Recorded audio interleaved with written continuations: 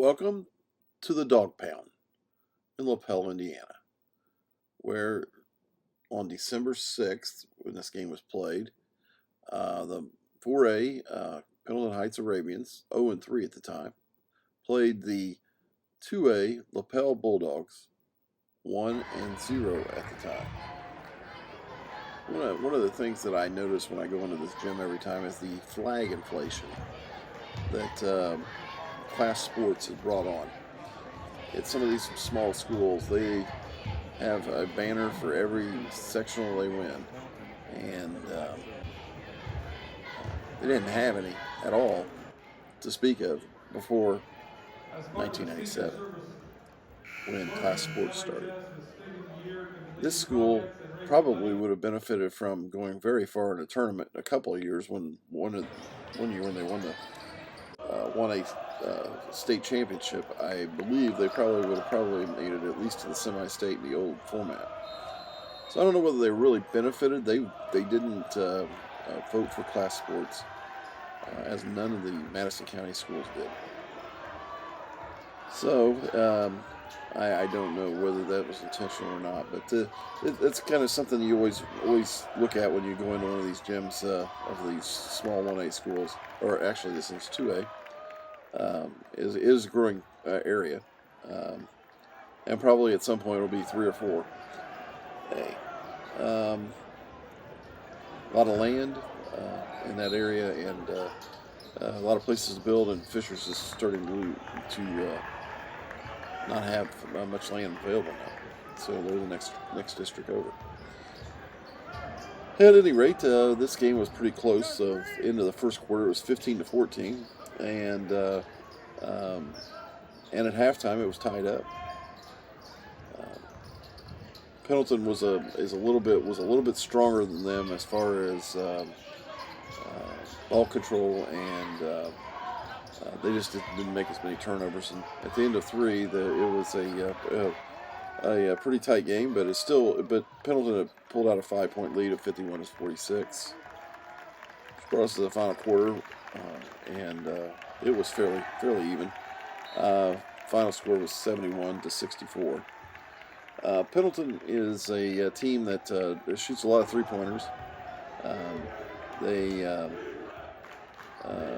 at the beginning of the year when this was, they weren't doing very well with the ball control. Although they were better than Lapel in this game. But they played. At this point, they'd played 3 really tough games. 2 of the best teams in the state, Anderson and Westfield, and then they played a 2A team, Wapahani, that is undefeated still at this point. So they lost their first 3 games going into this one, and they came into Lapel with Lapel had won their first game against Frankton. 61-50, which is in the same school district. That's always a big rivalry game, and it's quite interesting to go watch those games. They play the very first game. It's kind of interesting that they do that. Looks like they would try to get that game a little further into the season.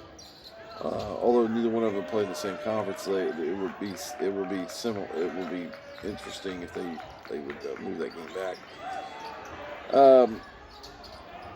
They'd probably get better attendance and everything. But that's what it was at that point. Lapel has a couple of good players. Let's see here. What's the guy's name? Brody Judge. There's a Judge brothers, Brody and Bodie. Brody is he's a very good 3-point shooter. Just wasn't falling in as much as it needed to that night, and kind of probably was really the that and the couple of key turnovers that they made was probably the keys to the game. So with that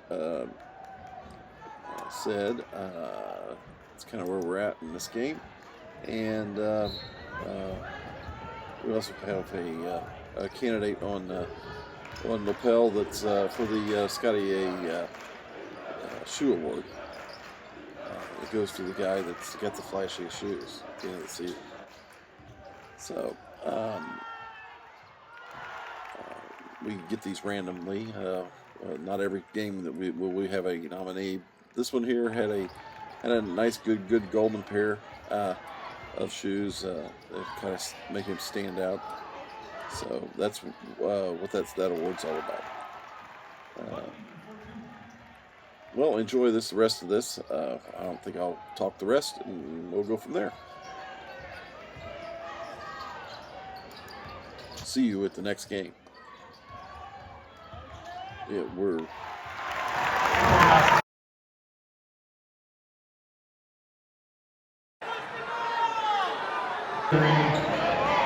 Number 24, Pinneberg.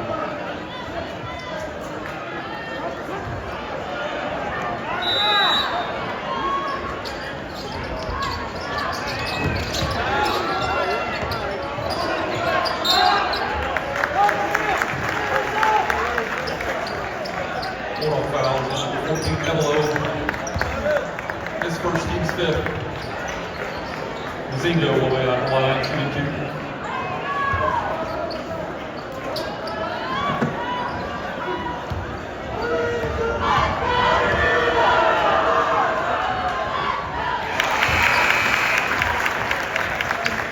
Number 42, Jump, for number 23, Brody Feathers.